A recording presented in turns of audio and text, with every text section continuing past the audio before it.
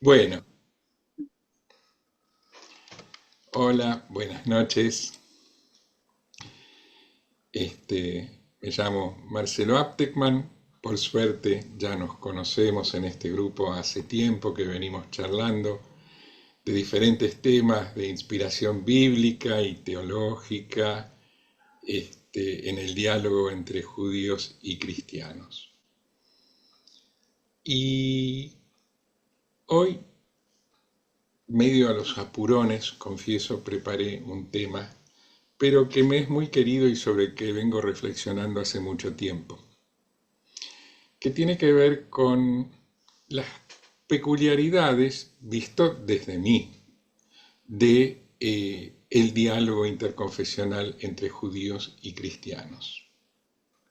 Entonces quiero hacer algunos comentarios, empezando sí con una cosa un poco más bíblica, como acostumbro y acostumbramos muchos a hacerlo, pero con el propósito después de desprendernos del texto bíblico incluso y simplemente reflexionar, en mi caso desde la vivencia, de qué significa el diálogo en el plano teológico entre judíos y cristianos para cada uno y qué es lo que cada uno cosecha y se lleva de este tipo de propuesta.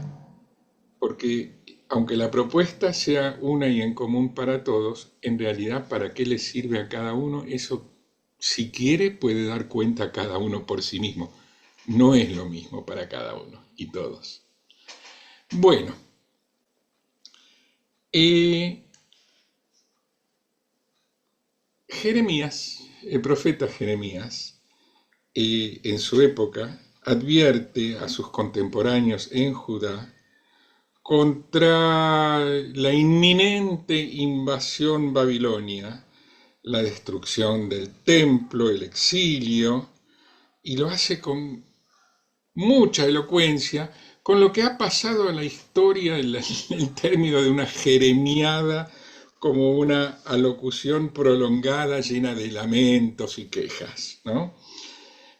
Pero una pequeña parte del libro de Jeremías, principalmente el capítulo 30 y 31, afirma que tanto el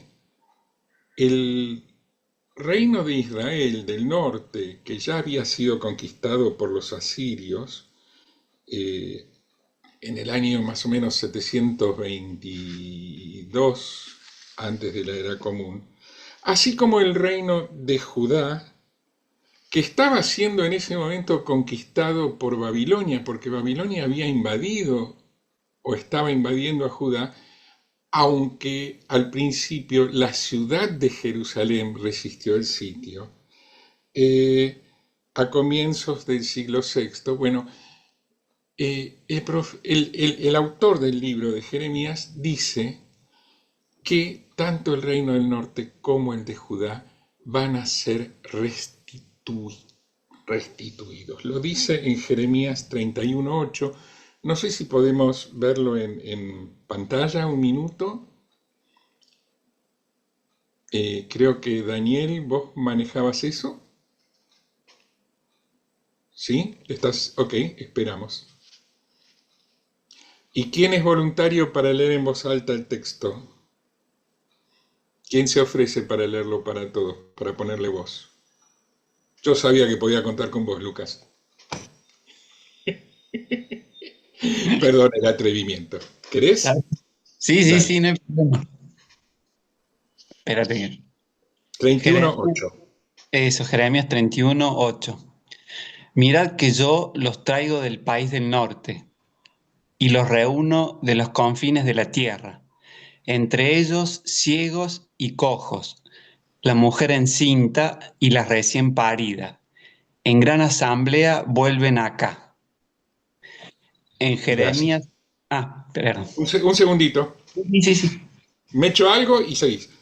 Que no solamente dice Jeremías que van a ser restaurados del país del norte, se refiere a que vienen de Persia, sino que además predice que va a haber una nueva alianza como parte de esta restauración.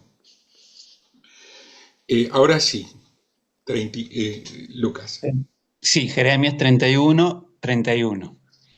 He aquí que días vienen, oráculo de Yahvé, en que yo pactaré con la casa de Israel y con la casa de Judá una alianza nueva.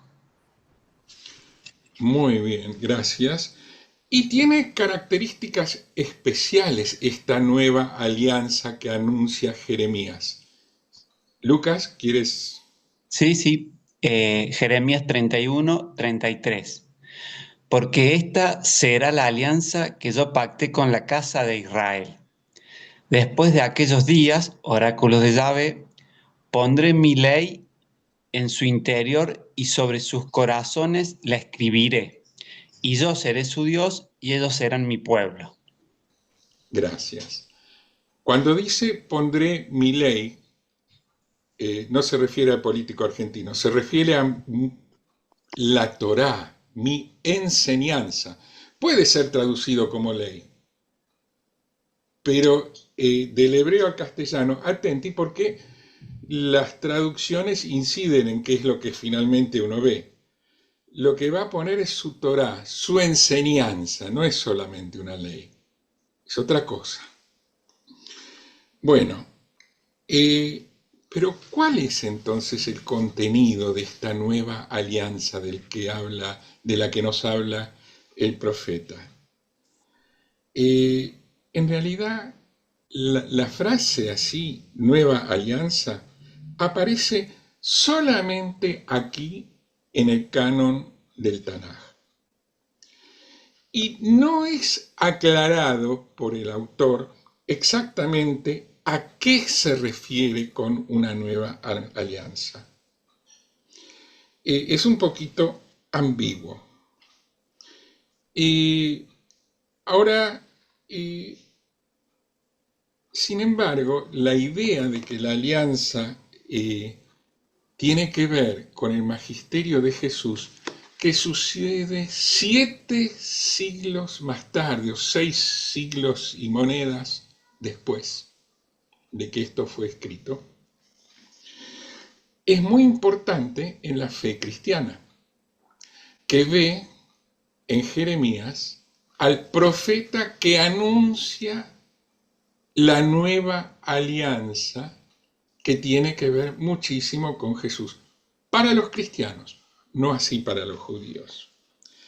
Los intérpretes judíos tradicionales han entendido que la novedad de esta alianza, digo los tradicionales porque tenemos acá en el grupo a un pensador judío original que nos ha enseñado otra interpretación, pero la más convencional en los círculos ortodoxos judaicos, perdón, una aclaración, ¿por qué hablo de unos y otros y otros?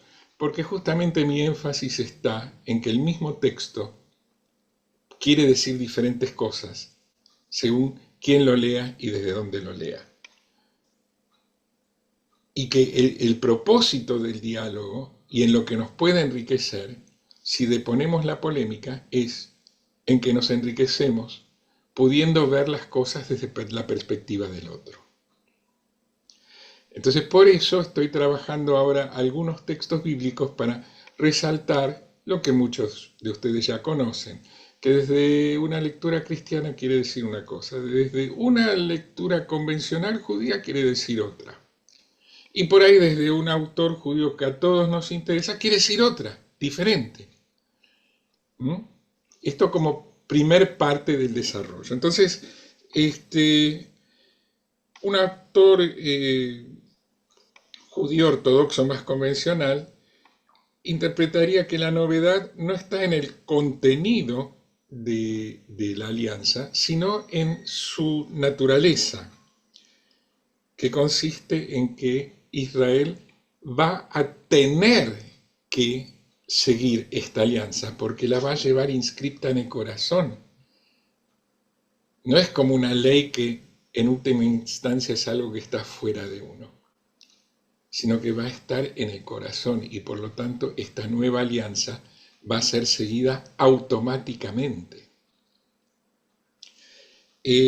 Por ejemplo, el comentador medieval David Kimchi, de una manera muy polémica, y no lo traigo con espíritu polémico, aclaro, pero dice, en una polémica contra los incircuncisos que se equivocan, se refiere a los cristianos.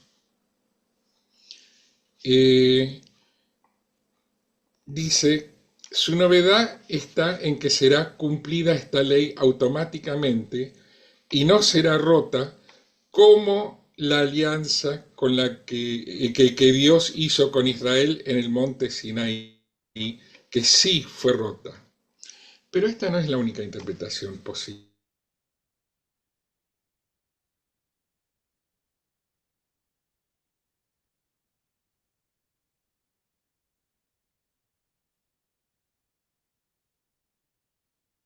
Marcelo, ¿te quedaste mudo? Se perdió la señal, me parece. Bien sabemos.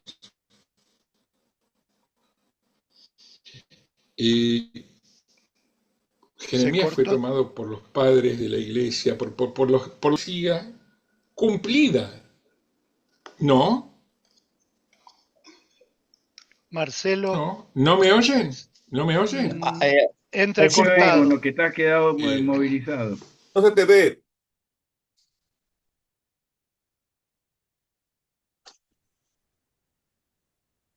Y ahora desapareció del todo. Sí. Aparece. Ahí. ¿Ahora sí me oyen? Ahora sí. Exacto. ¿Ahora Te sí? vemos y oímos bien, sí. Qué suerte. Bueno, tal vez yo tenía que hacer una pausa para reflexionar un poco qué es lo que iba a decir. Está bien.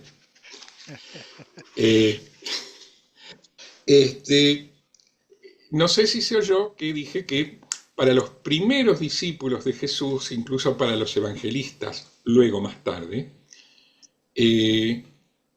Jeremías es un profeta que profetiza y sus profecías van a tener cumplimiento con el magisterio de Jesús.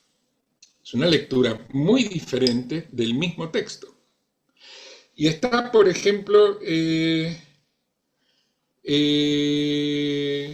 Lucas 22:20. Lucas, ¿querrías leernos lo que dice el evangelista Lucas? Bueno, lo Si que lo no lo pone en tengo, pantalla, Daniel. eso, Un porque no segundito, tengo. ya va.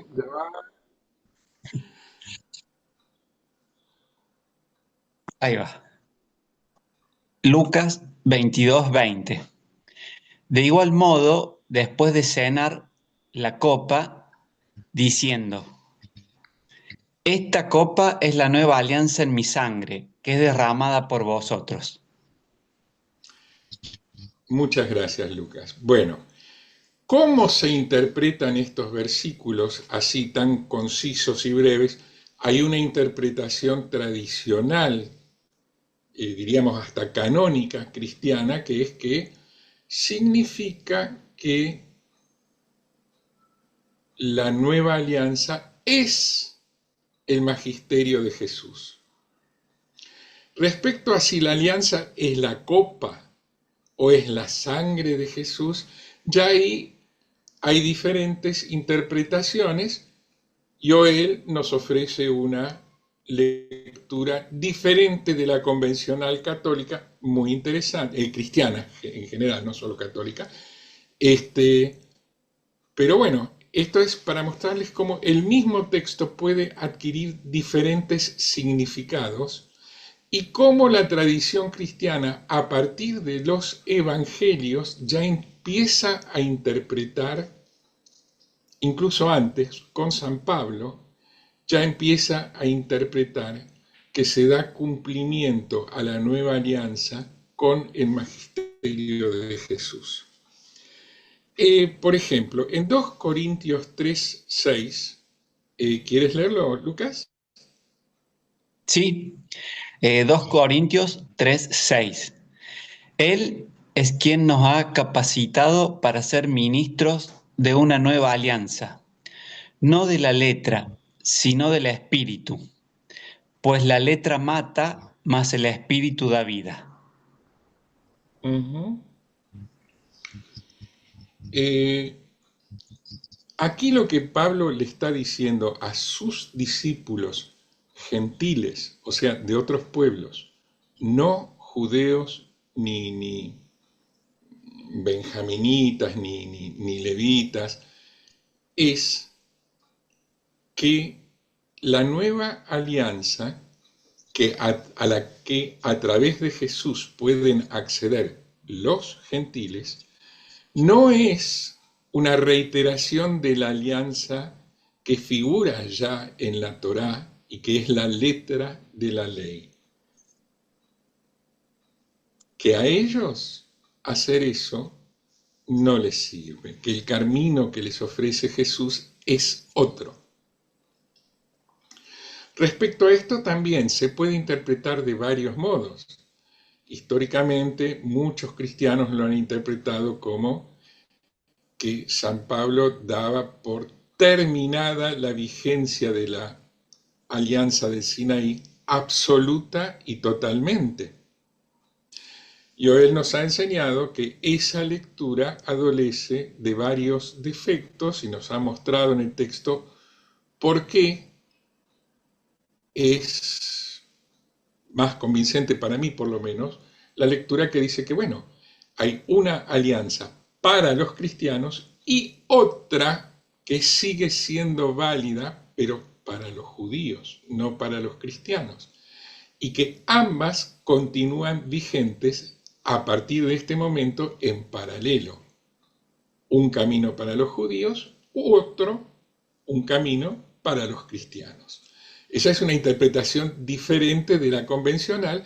De nuevo, tenemos aquí dos maneras de interpretar un texto del Nuevo Testamento que hace referencia a un texto del Tanaj o del Antiguo Testamento que a su vez puede ser, como hemos visto, interpretado de diferentes maneras.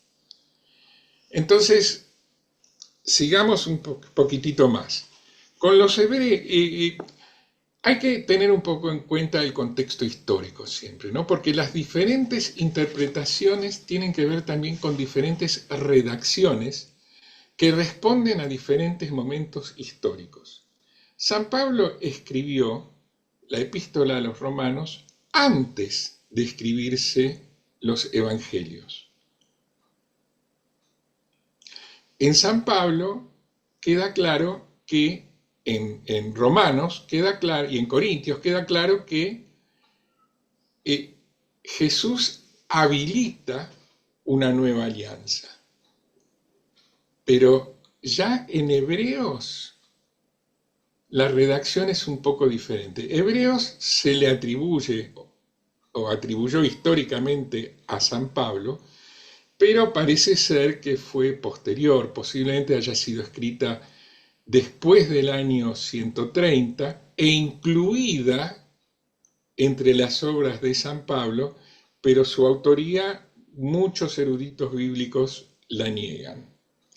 Incluso es posible que haya tenido que ver con una edición de las obras de San Pablo que hizo Marción, y de ese modo algo del marcionismo se haya metido en lo que luego fue la teología cristiana de los cristianos que rechazaron a Marción, pero se les metió subrepticiamente por esta vía.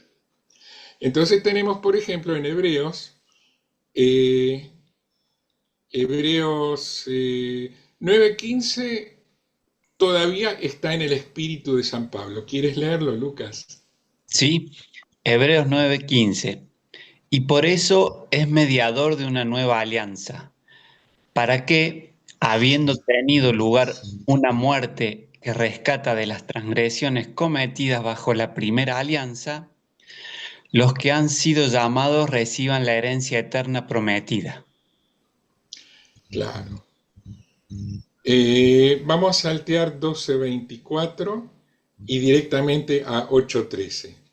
Hebreos 8:13. Al decir nueva, ha declarado antigua la primera, y lo que es antiguo y envejece está a punto de desaparecer. Entonces, acá tenemos ya una redacción que claramente quiere contribuir a la polémica. Dudo mucho que San Pablo escribiese estos versículos al menos.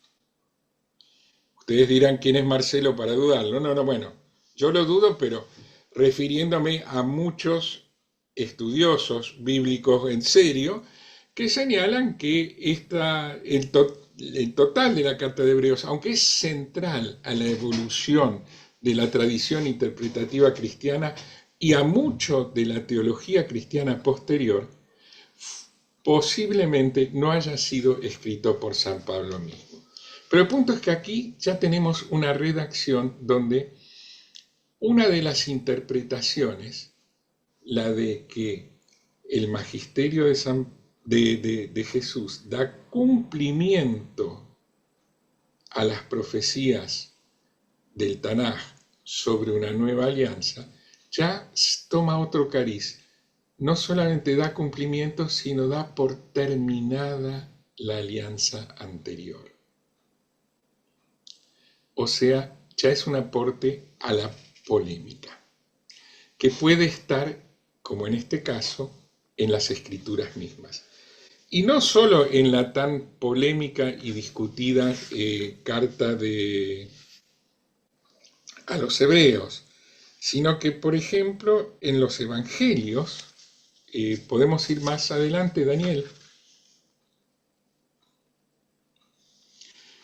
En los evangelios encontramos una frase como, y todo el pueblo respondió, su sangre sobre nosotros y sobre nuestros hijos. 300, 400 años después de ser escrita esta frase, la interpretación para la mayoría de los cristianos alimentaba la polémica contra los judíos. ¿Era este el sentido original que tenía? Probablemente no. Probablemente Mateo, que escribió alrededor del año 70, 80 tal vez,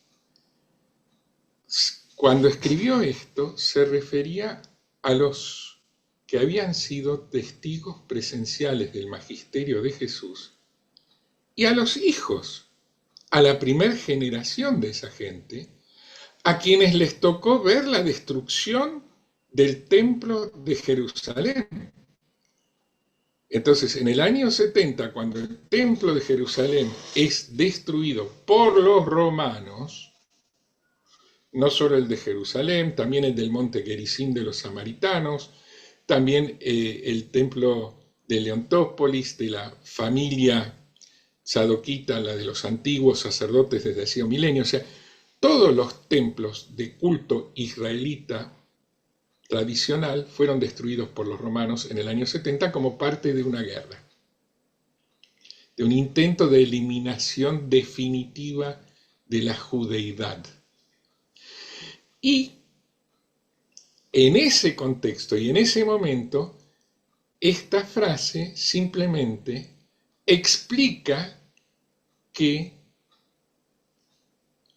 lo que están sufriendo los hijos de los que negaron a Jesús, pero los hijos primer generación, la destrucción del templo que están sufriendo, tiene que ver con que hayan rechazado a Jesús.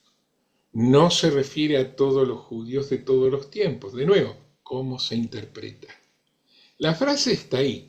Cuando fue redactada probablemente haya tenido un sentido que no es ni mejor ni superior a otros sentidos, pero que hay que tenerlo en cuenta al leerlo, porque si uno la saca de contexto, transforma en cualquier cosa y pretexto para decir cualquier cosa.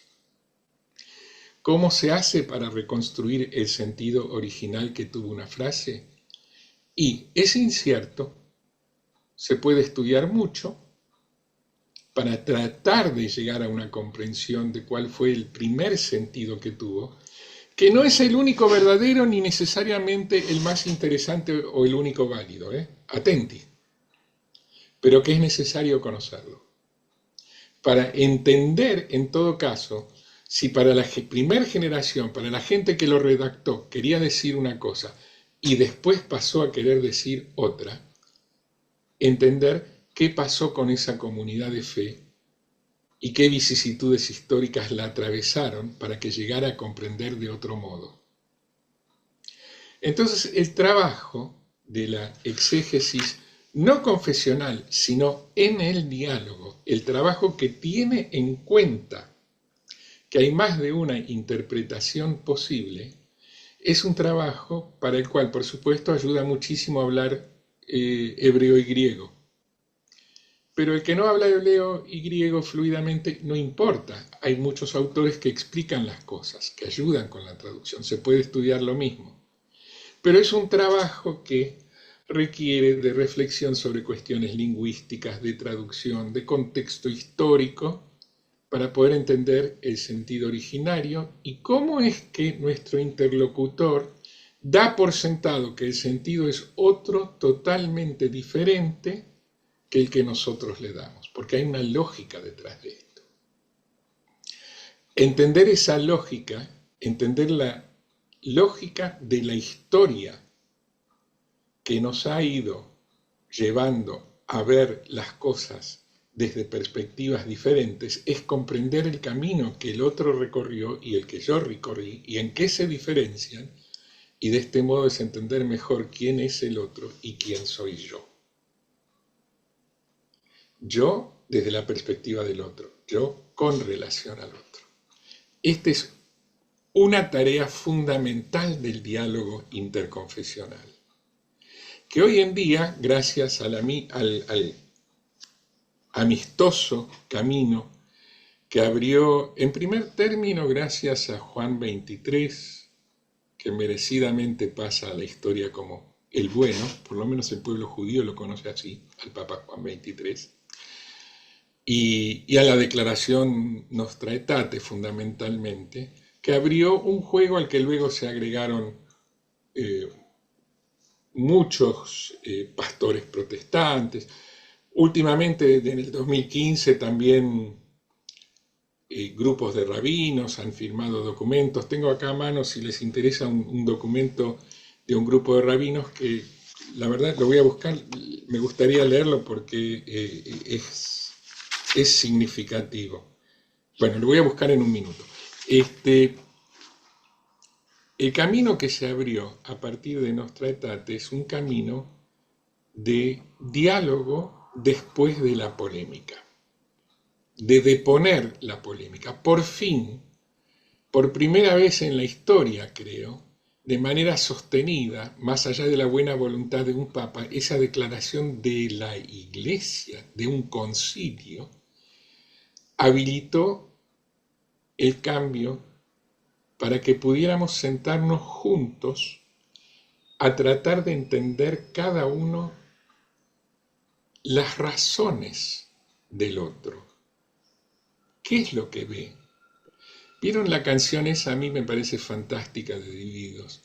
¿Qué ves cuando me ves? Cuando la mentira es la verdad. ¿La recuerdan?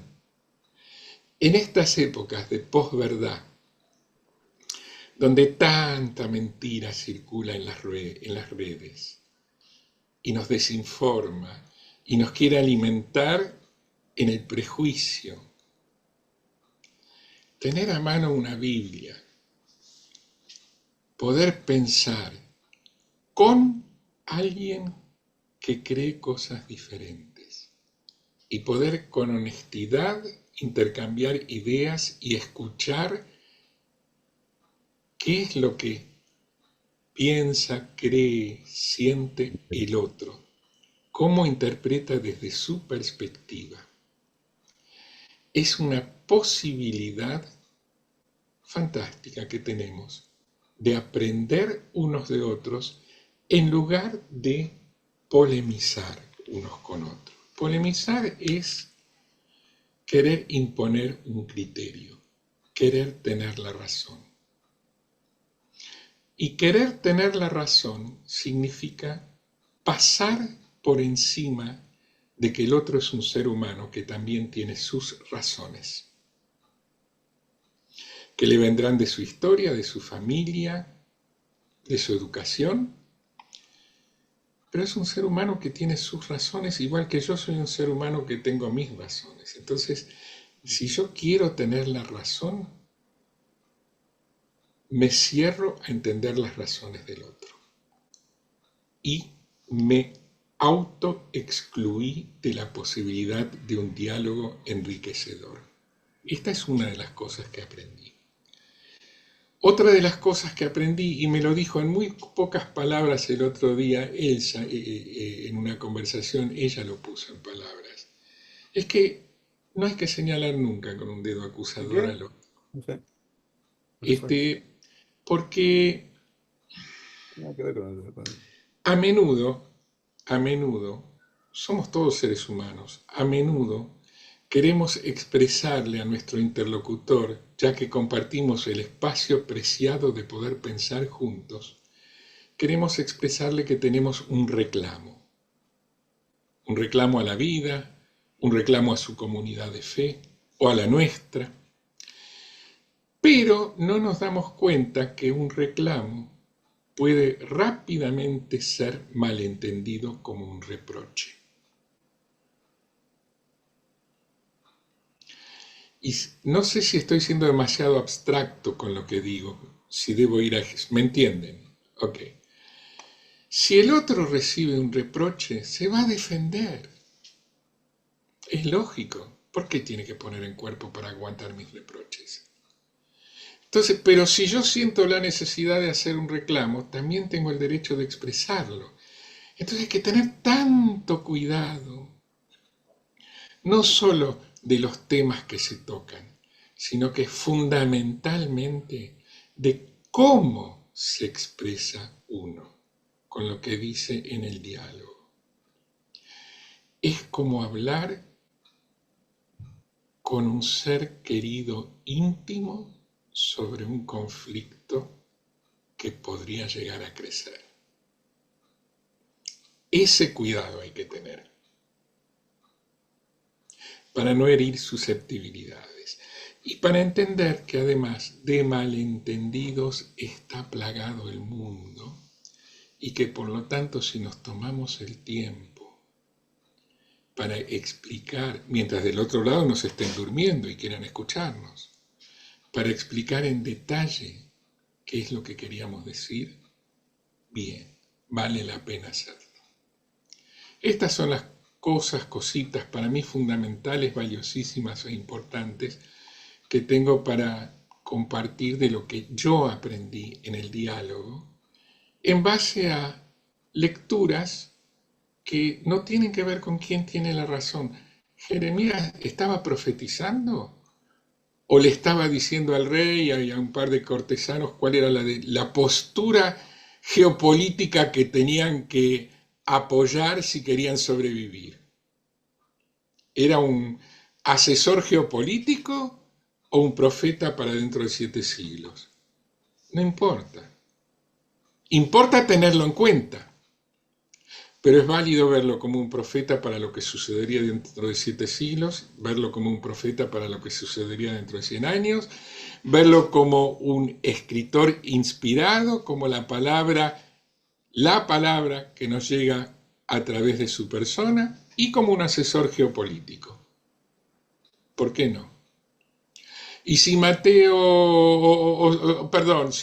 si Lucas escribe en su evangelio algo, o Mateo escribe algo, ¿tenemos que entenderlo como referido a su época nada más? No. ¿Por qué? Podemos entenderlo como referido también a nuestros días, pero entendiendo qué quiso decir en su momento. Y si lo interpretamos de otro modo, hacernos cargo de que tomamos la decisión de interpretarlo de otro modo que como quiso decirlo en su momento, y que lo hacemos por un motivo.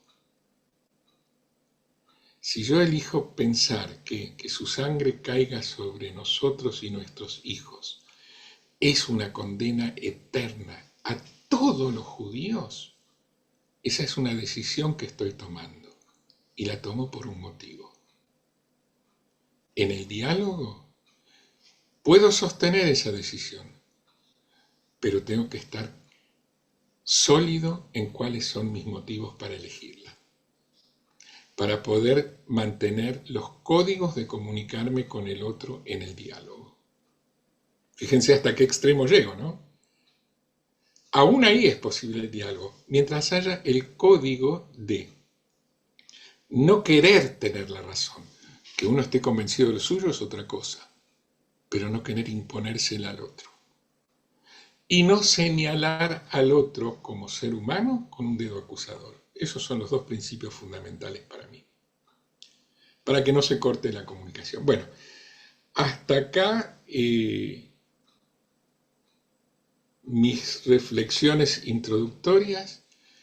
Les agradezco su paciencia, les pido disculpas por una charla preparada a los ponchazos y apurones, y me encantaría escuchar qué tienen para decir sobre el diálogo interconfesional, sobre la riqueza de interpretaciones o sobre cualquier otro tema que les surja libremente.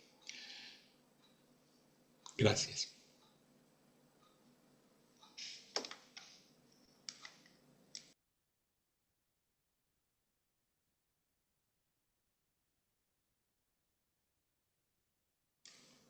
Perdón, ¿y ahora tengo que coordinar yo la reunión o la coordina otro? ¿Daniel, vos? ¿O yo? ¿Yo? Ok. Entonces a partir de ahora, perdón, me saco los anteojos y paso a ser Marcelo el coordinador del grupo. Listo.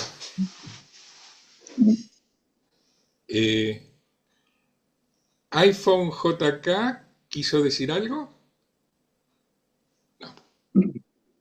¿Sí?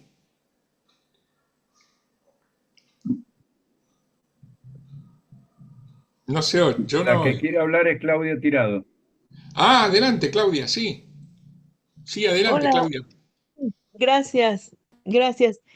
Bueno, para nosotros, bueno, estoy pensando que el sacar esa frase nada más de la expresión de los judíos, ese momento que dijeron que su sangre caiga sobre nosotros y sobre nuestros hijos, hacer esa lectura es fundamentalista porque entonces no se tiene en cuenta lo que sigue. Lo que sigue es una palabra que anula esa expresión humana. Y una palabra que tiene realmente autoridad es la que dijo Jesús. Padre, perdónalos porque no saben lo que hacen. Y esa palabra sí es contundente y esa palabra sí es de salvación y esa palabra queda realmente, llega al corazón del Padre para perdonar cualquiera actitud o negación o lo que hubieran hecho en su juicio injusto que hicieron los romanos y junto con aquellos judíos de ese tiempo. Entonces, no se vale tomar una frase sacada de todo lo demás para hacer una condenación así en una lectura parcial sin tomar en cuenta todo el Evangelio. Es lo que quería comentar. Gracias. Gracias, Claudia.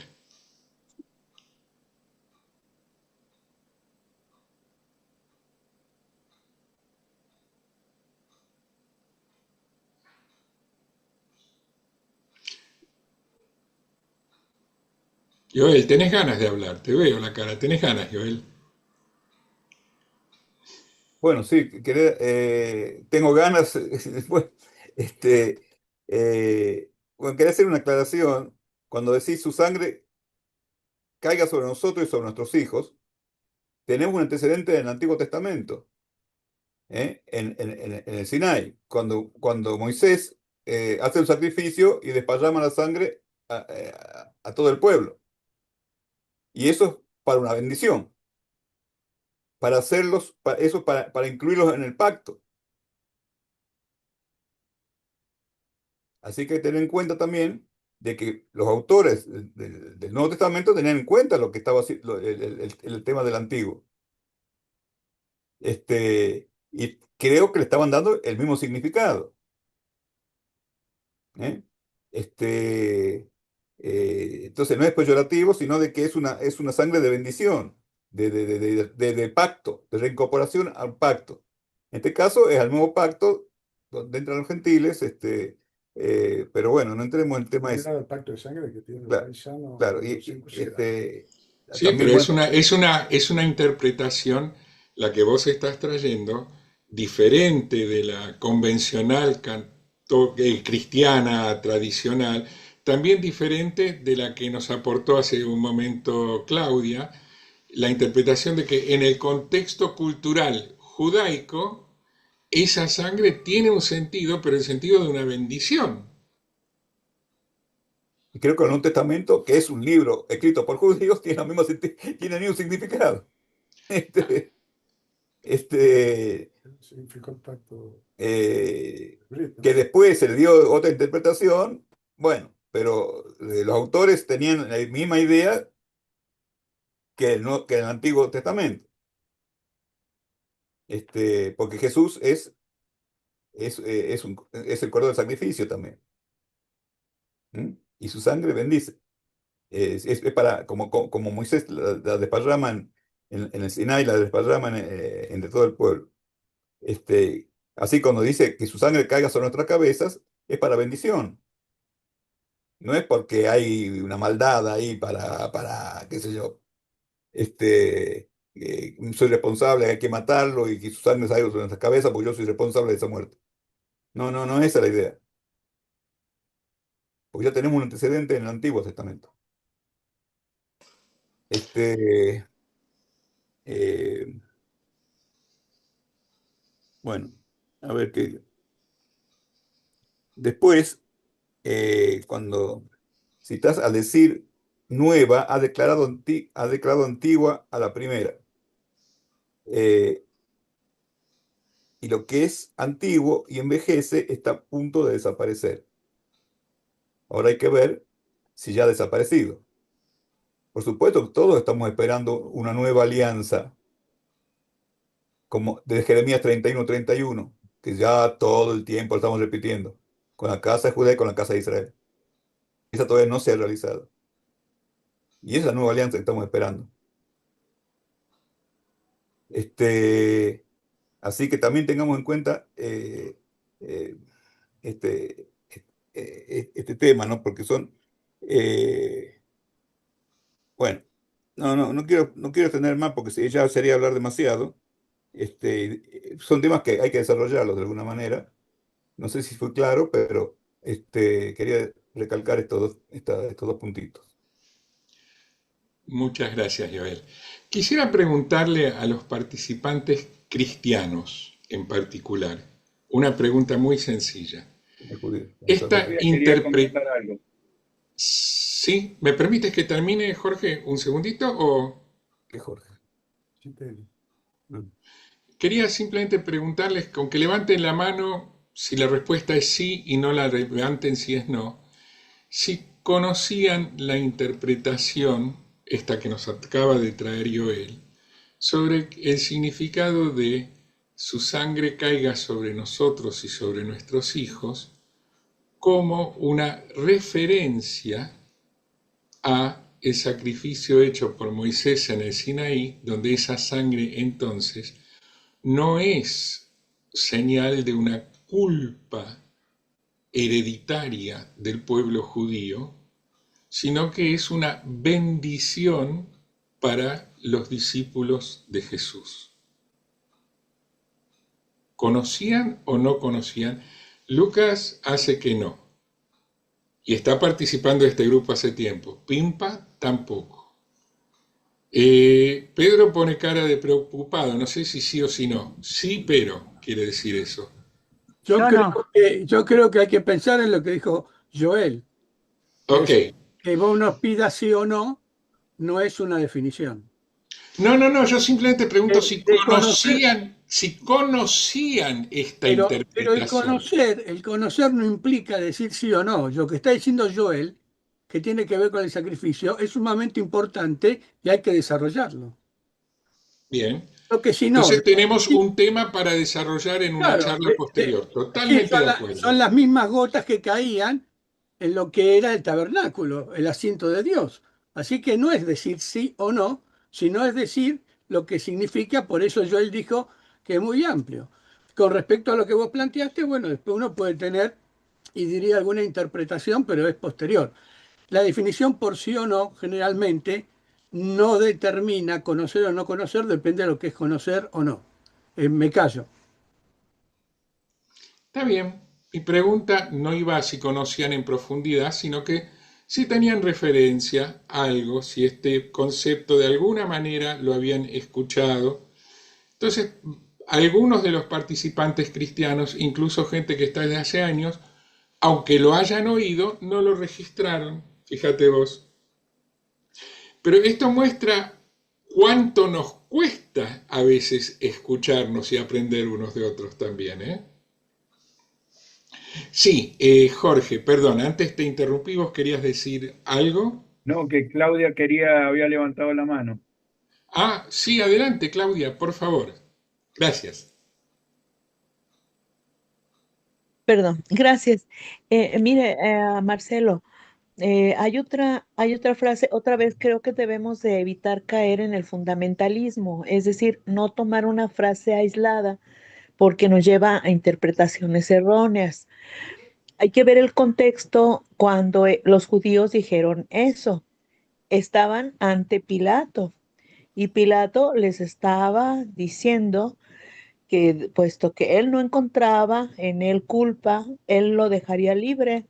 Y los judíos lo amenazaron con entonces acusarlo con el César. Y asumieron, está en un contexto de juicio, ¿eh? Asumieron entonces la responsabilidad de de quien lo entregará a la muerte. Y entonces en ese contexto es cuando ellos afirman eso que acabamos de decir, que su sangre caiga sobre nosotros. Hay otra frase que nos habla también de responsabilidad en cuanto a algo, cuando Pablo les dijo a los presbíteros de la iglesia de Éfeso, si no me equivoco, que les dijo, yo soy inocente de la sangre de ustedes. O sea, quiere decir, yo no me hago responsable de lo que de aquí en adelante ustedes hagan. Yo he actuado siempre y les he entregado el depósito de la fe y yo no soy responsable de la sangre de ustedes. Entonces, nos damos cuenta que la manera como los judíos utilizaban esa frase era para decir, nos hacemos responsables de algo. Y el contexto de esta frase en el caso del juicio de Jesús era precisamente ese, ¿verdad?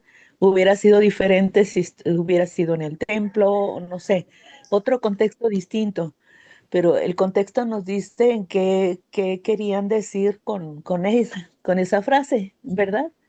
Es todo lo que Eh, comento. ¿Le Gracias. puedo, Yo quisiera recalcar gracias. algo. ¿Le puedo hacer una pregunta, Claudia?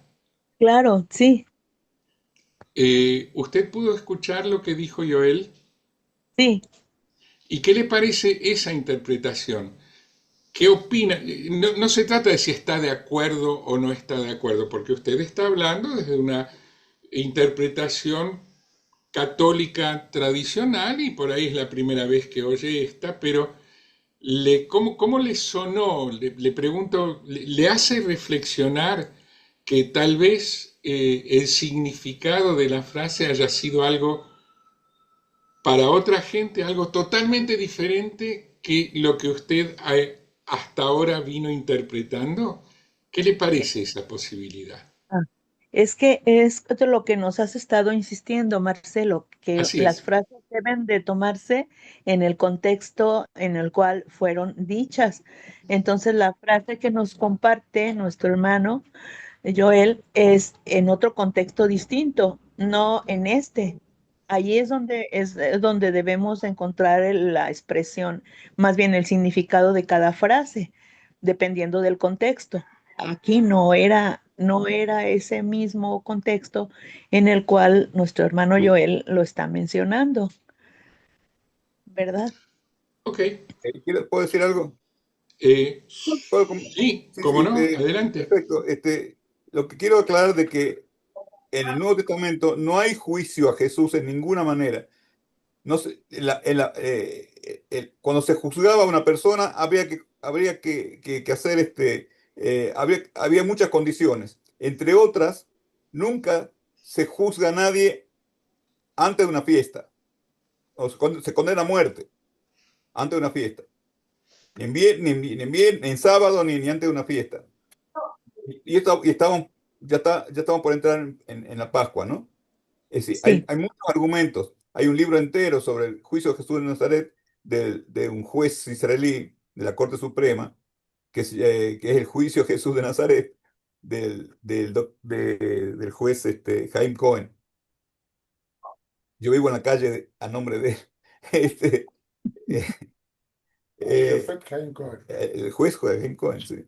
Este, bueno, es un tema largo. Se puede explicar en qué consistió eso que se llama juicio, pero que no es un juicio de acuerdo a la ley judía. sí. Sí, Eh, lo lamentable, hermano Joel, Pastor Joel, es no se que trató. no, que no lo hicieran. El hecho es de que nos dice el Evangelio de Juan en el capítulo 11, que desde ese día decidieron darle muerte. O sea, Caifás, cuando dijo, no entienden ustedes nada, no es mejor que muera un solo hombre y no que perezca la nación entera. Entonces, debido a la resurrección de Lázaro, esto que les estaba complicando las cosas, dice, desde ese día decidieron darle muerte. Entonces, esto ya estaba decidido por ellos y aquella noche en la cual aparecen llevándolo al Sanedrín y haciendo, era solamente como para cubrir las apariencias, pero la decisión ya estaba tomada. Si tomamos en cuenta la tradición de los sinópticos y de Juan en conjunto, ¿verdad? Sí, pero perdón, Permiso. la muerte de Jesús no tiene nada que ver con las muertes de los judíos. En el judío no tenían la crucifixión, por ejemplo. Prohibido. Había cuatro Tenían, tipos de matar, pero no sí, la crucifixión. Entonces, así es. acá estamos en otra cosa. Nada que ver con la acusación aparente de los judíos. Este, Ellos eh, tenían prohibido eh, matar y por Espere, matarlo de espere, no, espere un minuto, Claudia. Perdón que los interrumpa, no es por hacer gala de malos modales, es para evitar que caigamos en la polémica. Daniel quiere hablar. Gracias, Gracias, gracias. Teresita. ¿Por qué quiero evitar que caigamos en la polémica? Porque es lo que impide que dialoguemos. Cuando uno cree que tiene la razón es una cosa, pero cuando quiere demostrar que la tiene, por más que crea que la tenga, se está equivocando en querer demostrar que tiene la razón, porque el diálogo no es para convencer al otro, el diálogo no es para enunciar las doctrinas de uno, es para escuchar. Si ustedes en una habitación ponen dos televisores a todo volumen, que dos canales están dando la misma noticia del mismo hecho, van a tener mucho ruido pero ningún diálogo. Si ustedes ponen a dos sordomudos que se miran a los ojos y se prestan atención, va a haber un diálogo.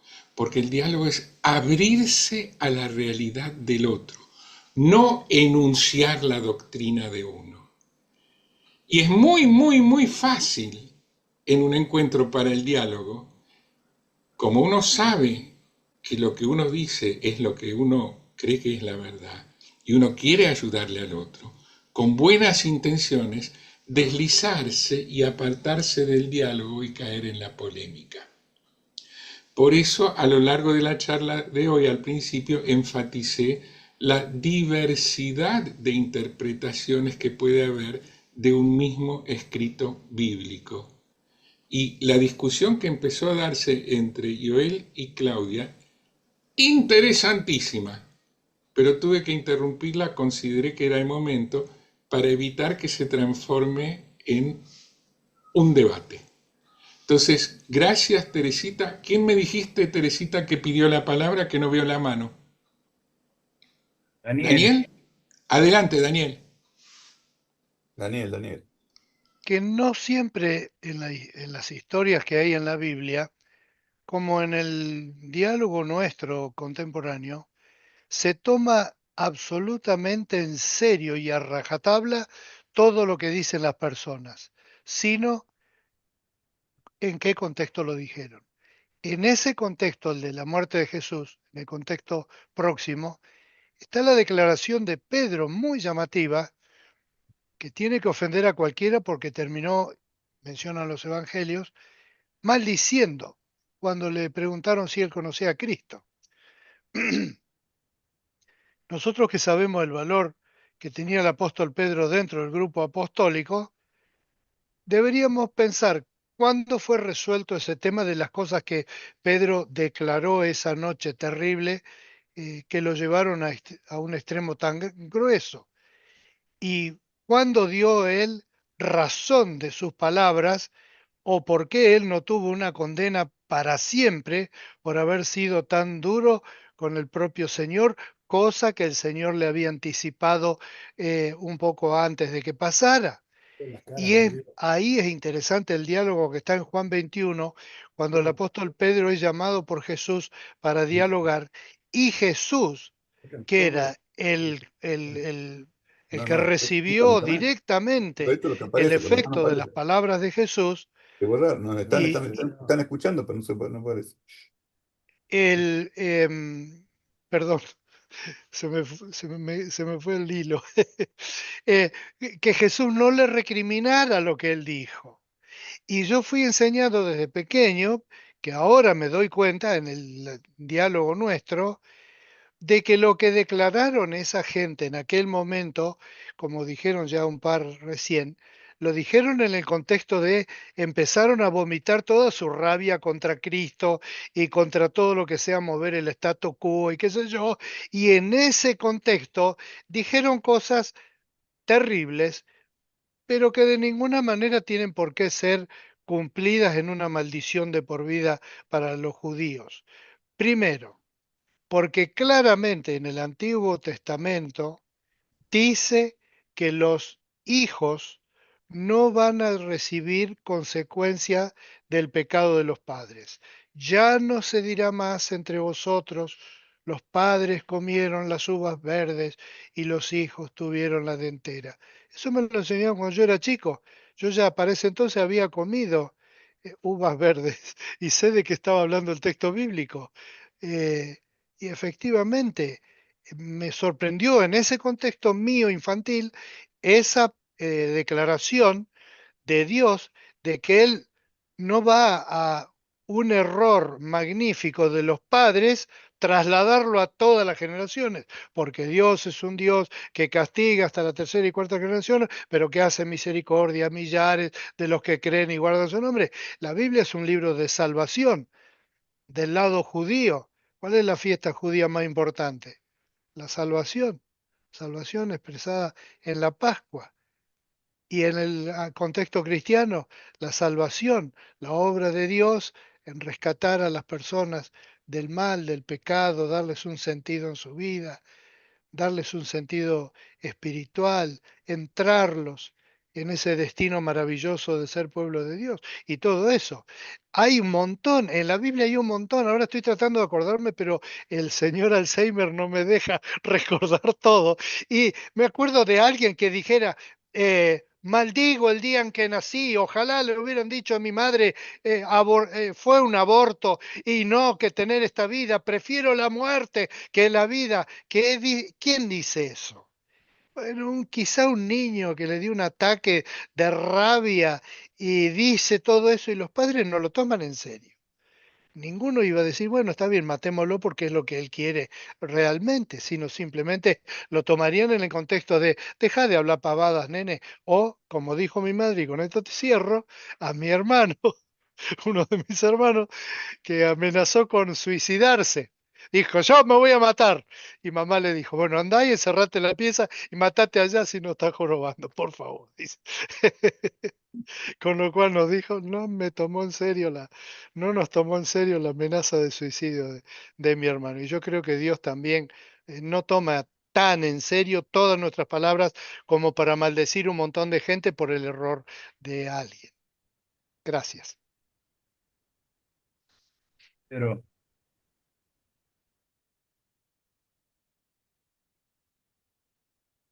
Él no está silenciado. Marcelo está silenciado y Pedro. Bueno, ahora Pedro habla. ¿Puedo comentar? Creo que es interesante lo que planteaste, Marcelo, pero tiene que ver con una cuestión que lo mencionaste casi al final, que tiene que ver con el tema de la exégesis y el tema de la eisegesis. Eso lo conocemos. Y que a su vez tiene que ver cómo nos acercamos al texto. La gran discusión es el método histórico crítico, el método histórico gramatical y con los posicionamientos que tenemos. Casualmente tengo en mi mano un texto, con texto y pasajes paralelos. Sugiero, hay un autor, Martínez, que habla de lo que son los contextos cercanos y los contextos remotos. Y cuando hablamos, tal como está diciendo también Joel y Claudia, y estamos reiterando, es el tema del texto. Si es palabra de Dios, Dios tiene en claro lo que está diciendo. El problema es cómo en hermenéutica o en exégesis nos acercamos al texto. Y evidentemente sí es cierto que se ha tenido desde el punto de vista o de interpretación de algunos creyentes, y no voy a decir ni católico, judío, cristiano, no cristiano, evangélico, porque los evangélicos tenemos denominaciones, dentro de la Iglesia Católica también hay sectores, dentro del judaísmo también. Siempre hemos pensado, algunos, que los demás se tienen que convertir todos en base al pensamiento que tenemos. Ahora, generalmente con los que creemos en Dios. Cuando se encontraron los griegos y los de Oriente, se preguntaron qué hacían con los muertos. Entonces, uno le dijeron, nosotros los quemamos. Los queman, sí. ¿Y ustedes qué hacen? Los comemos. Es decir, y de eso no nos preocupamos, porque eso ya están todos fuera de todo contexto. No. Lo que creo es que lo que ha sucedido es que algunos, dentro de su interpretación, o dogmáticos, o doctrinarios, o fundamentalistas, o liberales, como nos suelen decir, tenemos que entender el contexto. Pablo escribe también que no hay griego ni judío, ni circuncisión, ni incircuncisión, ni bárbaro, ni escita, ni pobre, ni rico, sino que él dice Cristo es todo y en todo. Y estamos hablando de Dios. Dios es de todo. Por lo tanto, sí conozco, como vos planteabas, interpretaciones donde algunos salen a predicar que todo el mundo se tiene que encaminar con esto. Y esta es la discusión, no la discusión, lo que hemos comentado aquí. El grupo que nos conocemos aquí, con el planteo que Joel hizo, entendemos que no necesariamente yo tengo que exigir a alguien que se convierta, sino que dialogamos. Esta es la forma de mi fe y esto es lo que nosotros pensamos y acepto lo otro de la forma que lo está pensando. Porque en última instancia, esto que es la salvación y que da para mucho, como está planteando Joel también, porque algunos temas hay que tratarlos desde el meollo y el contexto de aquellos tiempos y traerlo. John Stott dice algo que para mí es fundamental y que de alguna manera nos permitiría entender esto, es la transposición de la palabra. La transposición de la palabra en aquel momento, ahora. ¿No? Eso lo hacemos también en educación, la transposición didáctica. ¿Cómo lo vamos llevando? Y yo creo que tiene que haber una transposición didáctica espiritual de cómo vamos comprendiendo esto. Ahora, yo tengo hermanos, hemos estudiado juntos compartiendo esto, y ellos tienen un acercamiento al texto y una interpretación del texto de la cual yo soy muy liberal y ellos muy fundamentalistas.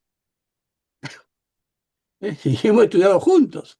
Por lo tanto, lo que tenemos que hacer es acercarnos en esto, como decir el diálogo, en donde decimos, mire, esto ya está. Nosotros aquí entendemos el planteo, entendemos, esto no quiere decir que estamos aceptando o rechazando, escuchamos y dialogamos en el planteo que estuvo haciendo Joel y que lo venimos comentando al menos desde el 23 que yo estoy, y no vamos a discutir eso, sino simplemente es el planteo y escuchamos el planteo de otros con respecto a cómo nos acercamos al texto. Si no estaríamos, pues, nos estaremos presentando en algo que alguien dijo alguna vez, Descartes, como que Dios es un genio maligno. Y Dios no es un genio maligno que nos hace ver cosas que no son. Por el contrario, ¿no? Que sería la duda metódica y este famoso caso en donde el patrón del mal entendimiento nos estaría rodeando. Yo lo que me parece interesante en este diálogo es, miren, hay un propósito eterno de Dios evidenciado a través del pueblo judío. Llegamos aquí con el pueblo cristiano también, y el pueblo judío tiene esta línea que parece interesante y nosotros tenemos esta línea que sigue interesante. Tal vez, cuando estemos en la presencia de Dios, y aquí tenemos alguna discusión también de cómo el judaísmo entiende lo que es la vida eterna, a cómo la entendemos los cristianos. ¿Bien?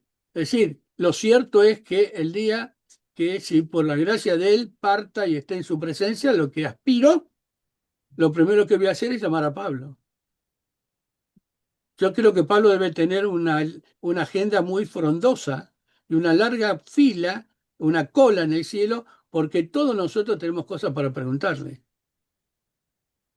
Ahora, vos fijate que dijiste Hebreos, y hablaste de Hebreos acerca del 130, y hay toda una discusión con respecto a los textos. Yo el otro día preguntaba cuáles son el texto más que se tardó más en escribir, y todos dirían Apocalipsis, y no es así. Algunos dicen que segunda de Pedro y que no lo escribió Pedro. Todo eso tiene que ver cómo nos acercamos en un conjunto de conocimiento con toda honestidad, diciéndole al Espíritu de Dios y al Espíritu Santo que nos bendiga en esa interpretación y que nos acerque aún en cuanto a estas diversidades que no nos separan, sino que nos tienen que unir. Yo celebro ustedes, el grupo judío, ¿no? Tenga este pensamiento y en el cual también, me incluyo en la casa de Israel y los cristianos, tengo esto, pero todos estamos pensando en aspirar a la presencia del Señor y a vivir una vida en este sentido. Da para más, pero bueno, estaré interviniendo de a poquito. Gracias. Bienvenido. Muchas gracias, Pedro. Antonella pidió la palabra, ¿verdad? Sí. No, yo hice curso de Biblia y además soy catequista apostólica romana. Y también lo que me enseñaron, que no es a rajatabla lo que dice la Biblia, y que cada interpretación, tanto como el Antiguo y el Nuevo Testamento, es también en el contexto que se escribió. Y creo que, como creo que son ustedes muy estudiosos de la Biblia, tanto que sean por las palabras griegas y hebreas, está descubriendo que muchas partes de la Biblia que cada vez se renueva más porque se interpreta palabras que por los judíos no tienen las vocales, entonces hay palabras que se escribieron en la Biblia de hace 20 años, ahora es distinta porque se descubrieron nuevas palabras. Y cada uno tiene su interpretación, porque mismo todos los días yo recibo las palabras de los sacerdotes, de 4 sacerdotes, y todos dicen del mismo evangelio del día, distintas versiones de cada uno como lo ve también. Eso es, hay que respetarlo, siempre uno, pero creo que los maestros de la Biblia son los judíos, los hebreos, como le dicen, porque ellos son los que más vivieron la fe de Jesucristo y toda esa experiencia, que se escribieron y se sigue encontrando manuscritos, porque yo he ido a Israel y la verdad, bueno, cada vez respeto más a los judíos y su palabra. Y gracias. Gracias, Antonella. Antes, cuando estaba exponiendo, yo les dije que les iba a leer un breve, muy breve documento de varios rabinos con relación al diálogo interconfesional. Lo encontré, acá está. Si les parece, son 3-4 minutos, como mucho. Es del documento Para hacer la voluntad de nuestro Padre Celestial, que inicialmente en el año 2015 fue firmado por 25 rabinos ortodoxos, pero desde entonces fue firmado por otros 50 rabinos más, y no todos de denominación ortodoxa. Y en una parte dice: así como Maimónides y Yehuda Halevi, que son, aclaro, dos grandes pensadores judíos medievales, fundamentales para cualquier judío de hoy en día. Reconocemos que el surgimiento del cristianismo en la historia humana no es un accidente ni un error, sino por voluntad divina y un regalo, una gracia para las naciones. El mismo documento después, más adelante, reflexiona sobre el cambio en la exégesis, específicamente la católica, en Nostra Aetate, y dice: ahora que la Iglesia Católica ha reconocido la eternidad de la alianza entre Hashem e Israel, nosotros los judíos podemos reconocer la validez constructiva que tiene hoy la cristiandad como, sería partner, socio nuestro en la redención del mundo, sin ningún miedo de que esta actitud nuestra sea explotada con propósitos de misionar entre nosotros.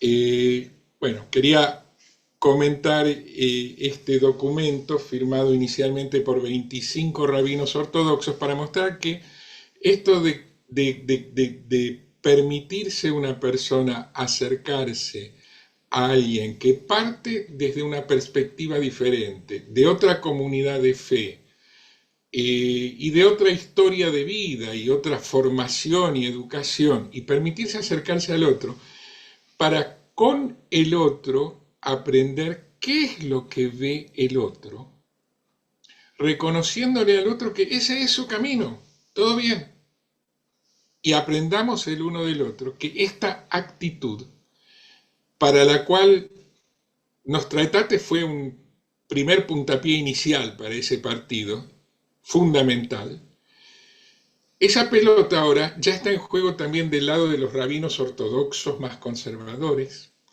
y que lo que nosotros hacemos acá, en todo caso, no somos dignatarios de iglesias, somos gente de a pie que nos permitimos jugar este juego de enriquecernos en el diálogo.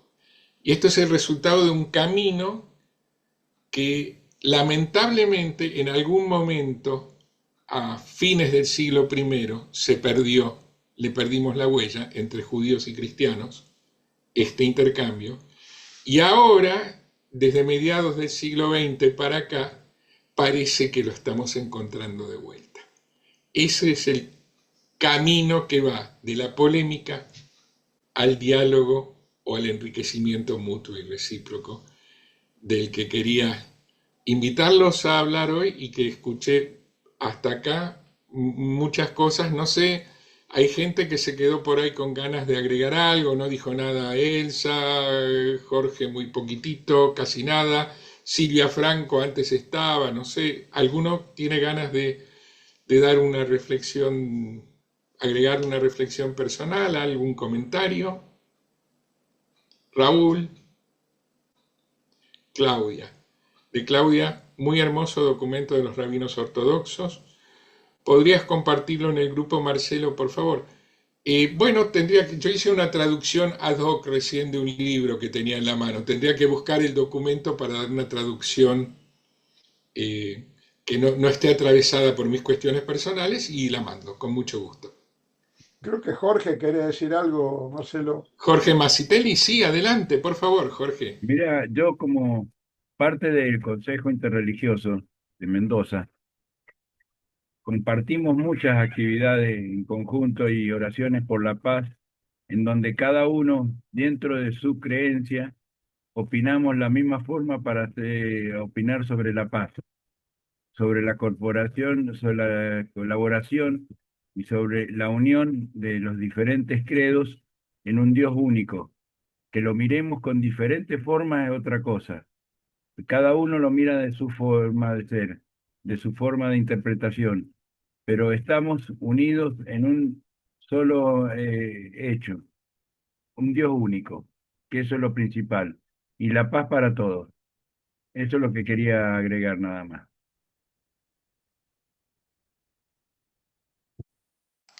Gracias, Jorge, y amén. Silvia, ¿quieres decir algo? Está muteada. Veo moverse los labios, pero no se oye. Está el microfonito ese en rojo. Abajo está a la izquierda en el micrófono. Ahora sí lo habilité. Ahora sí Ahí. lo habilité. Ahí estamos. Coincido totalmente con lo que dijo recién Jorge. Es que Dios es uno solo y en eso creo que estamos todos. Y que cada uno tiene una manera de orar, de alabar, de respetar, pero que tenemos que respetarnos entre todos para poder llegar a un diálogo que sea edificante. No buscar diferencias, sino encontrar coincidencias para, para seguir adelante. Gracias, la verdad que hermoso lo que preparaste para hoy, Marcelo. Gracias.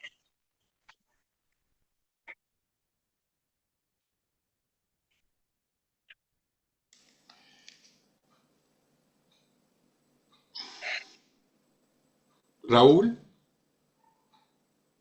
pasa. Ok. Elsa. Está muteada, Elsa.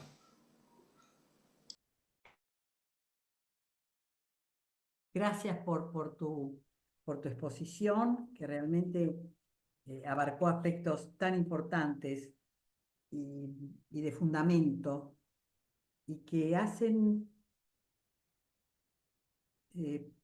poner la mirada en la importancia del diálogo, que fue la culminación de tu exposición. El diálogo no siempre o pocas veces se entiende en los términos en que vos lo expresaste. El diálogo no es una escucha nada más, es una escucha purificada para que pueda haber una respuesta también santificada, purificada. Y eso me parece que es como el primer escalón del diálogo, que no se acaba con un escalón, son muchos. Hay un aprendizaje también para el diálogo, que necesita humildad y necesita voluntad. Y en ese primer escalón, que es el de escucha purificada y palabra purificada, son dos personas que deben ir al encuentro una de la otra. Si esa actitud de limpieza interior, de honestidad, de sinceridad, no confluyen en el encuentro, en la mirada, que es la mirada receptiva, el diálogo no prospera. El diálogo en los términos en que lo presentaste. Creo que es un buen ejercicio para algún momento de reflexión y ubicarnos en la simple pregunta: ¿Cuál es mi disposición para el diálogo? Yo me quedo con esa de tu exposición. Y gracias, Marcelo. Perfecto. Te felicito, Elsa. Muy lindo. Gracias, Teresita. Eso siempre es una dulce.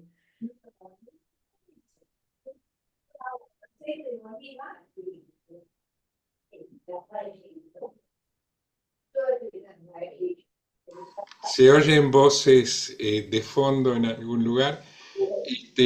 No sé, por la hora, ¿les parece? ¿Puedo invitarla a Teresita tal vez a que conduzca un rezo de cierre? Por favor, alguna vez dijiste que ibas a hablar y nunca agarraste el micrófono. Por lo menos un rezo de cierre, que no es poco. ¡Oh! Claro, nunca dije que iba a hablar. Tú estás diciendo. Yo no me haga hablar lo que no. Bueno, Bueno, perdón.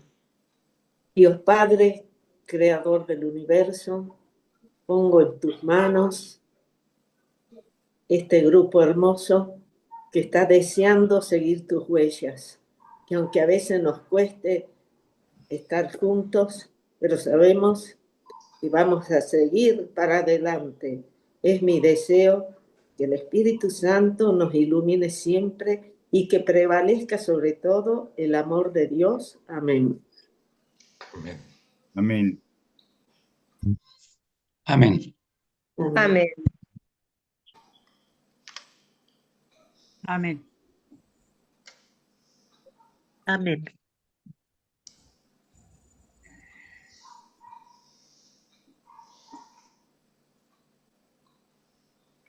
Gracias, Teresita.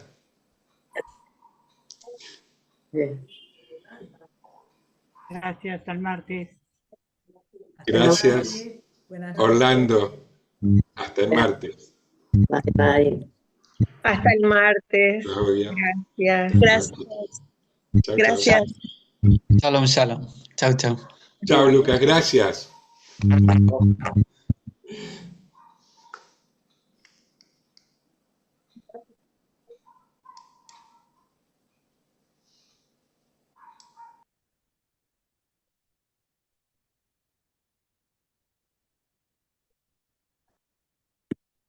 Te queda regio, deja de chillar.